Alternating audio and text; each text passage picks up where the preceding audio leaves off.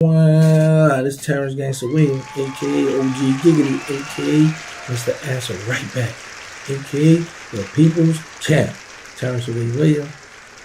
Okay, 1991.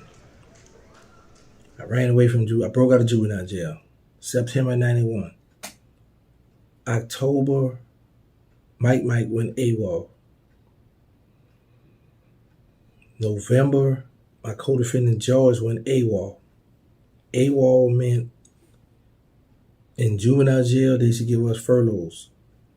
Like if you had 2, 3, 4 years, whatever, and you stayed out of trouble while you was doing your time, they would let you go home on a pass. They never went back. They stayed gone. So now, the three of us in the Magnolia Project, we was living on Magnolia and Belmont, right on the third floor, right hand side. Boobie Black come home. We all running together. The very first gun, Mike and I, we walked from the Magnolia Project to the Callio Project. One of his family members gave him a 4-4, a long 4-4 thumbcock. I like the gun because when you pull it out, it's like that big Batman. People were scared of it. But I did like it because you got a cocky cock, thumbcock. Then we got the 357 thumbcock. Yeah, we had a 357 that used to have to pull back, boom, boom. 357 was nice size too.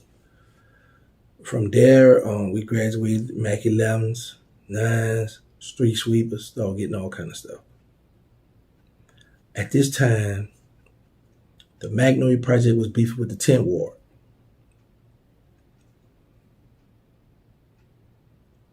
There was a lot going on back then. We were juveniles, but we were handling like we were grown men.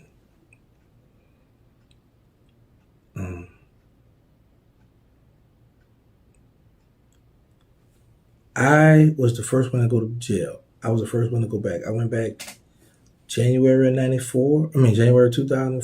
January of 1992. I got out using a fake name because they put me back in juvenile. Then I went back to jail February of 92 for being in a car with my best friend Hank, and he had crack in the car. I got out again using a fake name. All this time I was still wanted for juvenile. I had juvenile life.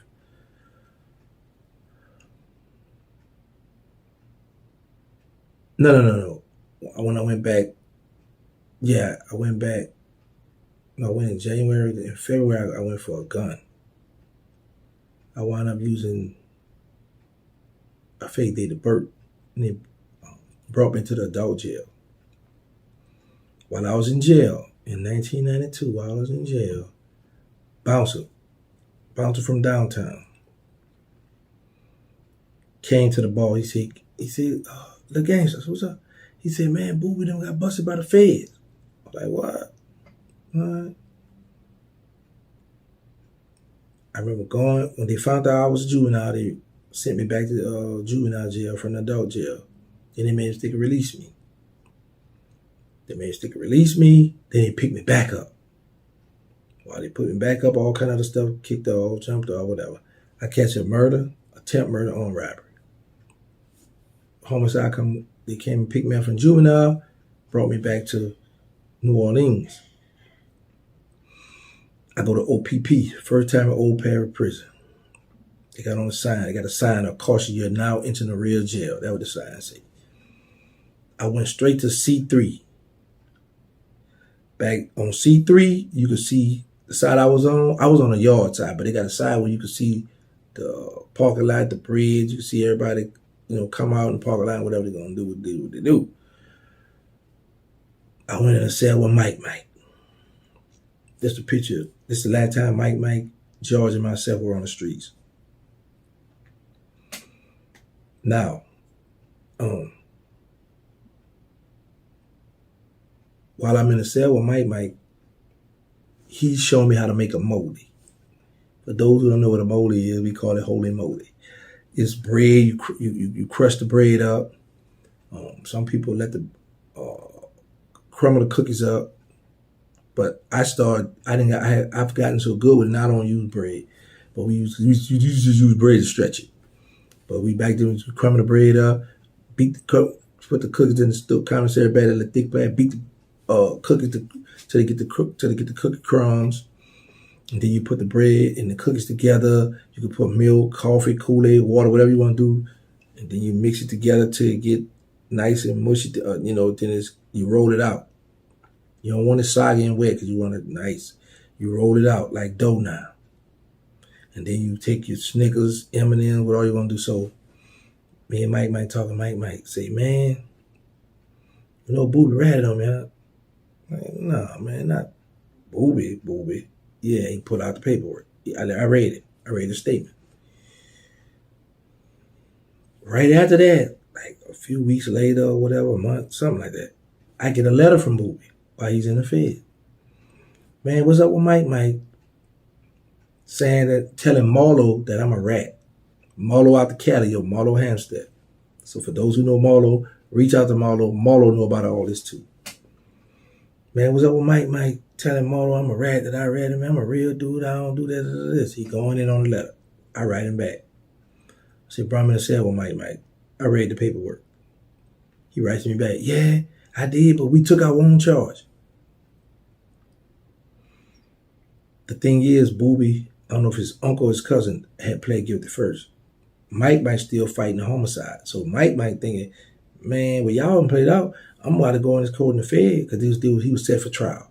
I'm about to go in this court in here and fight him because y'all done played out. Y'all might well take the charge. But he didn't know that in the Fed, once you plead out, and if somebody at your court date, they did a tell on you. So he said Boobie and his uncle, or his I don't know if his cousin or uncle, they got quiet in the cell.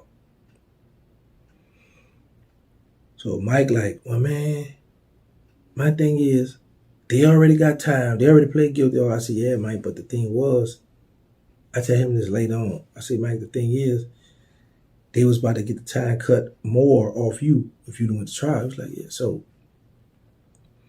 the reason why y'all don't know or nobody was able to get paperwork on him, International T spoke on it, he knew about this, but nobody was able to get the paperwork, is because Boobie, OG Boobie Black, named Elvin Golf. But he's under the alias Alan Hammond. Here's it right here. Now, that's the indictment. He had the gun case, gun and drugs. Now, for those who are into looking up stuff, research stuff, that's the information right there. Now y'all can do y'all homework. Go put it up, get the paperwork. You got to get Mike paperwork. Ernest Allen. Mike was under alias, have an alias name too, but that's their indictment right there. That's when Boobie went to the feds in 1992. He gave a statement on Mike when they kicked in the door and found the guns and the drugs. He told the people that was his guns and drugs. That's in the paperwork. What you all do from there, it's on you. So you can't say, I didn't show y'all where to go find this stuff at. Because he walking around, running around, talking this, who, bop, I'm this, I'm that. And he thinking nobody can't get the paperwork because it's not under his real name, it's under his alias. His real name is attached to it, but he went to the feds in 1992. For those who know OG Boobie Black, know he went to the feds. Him, Mike, and his relative, all are co-defendants. That's all I got to say about this. I'm going to leave it alone from there. Y'all know my motto. Let's say no to drugs. Let's stop the violence. Put the guns down. Make sure y'all get tested for HIV and AIDS because y'all need to know y'all status. I got the non-profit. They need us. The Instagram, they need us. Third Ward. Them boys at Water Movie. Doing big things now, y'all. Thank y'all for a love and support. But a lot of these guys be around here pump faking, saying they standing on business and saying they real and I die for my respect. When you gave up the respect, when you gave that statement. When I first came home, y'all go look at my live and I said, y'all ain't gonna believe this. I got somebody for ain't golden man. Y'all ain't gonna believe what told on him. Boobie immediately contact somebody, contact ain't golden and say, hey, tell him call me. Man, what's up? I thought we weren't gonna talk about this. We were gonna leave this alone. The homie called me. I had to learn the game. So I recorded the conversation. And the homie was like, man, Boobie, let me tell my you about it. Tell me you gonna have me on your channel. And I said, I ain't never said I was gonna have you. I just said this, and this. I said, I hit dog a holler. I said, what he up in the uproar for? I said, you know what he did? He said, yeah, but you know he got his image, man. He did this. So that was the homie was telling me. Like, oh, all right, whatever. So I left it alone. I want to play the recording, but I'm not gonna go that far. I've given you all the indictment. Go from there. If y'all want to know if he get that statement told, that's where you go. I just pointed you in the right direction. Thank y'all for all love and support. I'm out. Wow. Last thing before I go, y'all. You see this paper right here? You see where it got sealed at in Hammond? Anybody who been to the face will tell you, when you look at a docket sheet and they got sealed on, that means they went set at the table. That's when they was cooperating with the government, telling the government stuff. So they're going to seal it so you all won't know what they said. But you have to get Ernest Allen, Mike paperwork, because that's where the paperwork, where the statement is in Mike paperwork, because Mike was going to go to trial, and his lawyer gave him the paperwork where Boobie gave the statement on it. But the one I just showed you guys, you could see that while he was in the Fed, he wouldn't sit down at the table because that is sealed. Anybody who been in the Fed will tell you, when they look at the document, the homies want to know, why this sealed? Why you got this shit? What's up? They know you sat down and had a debrief or a proffer hearing.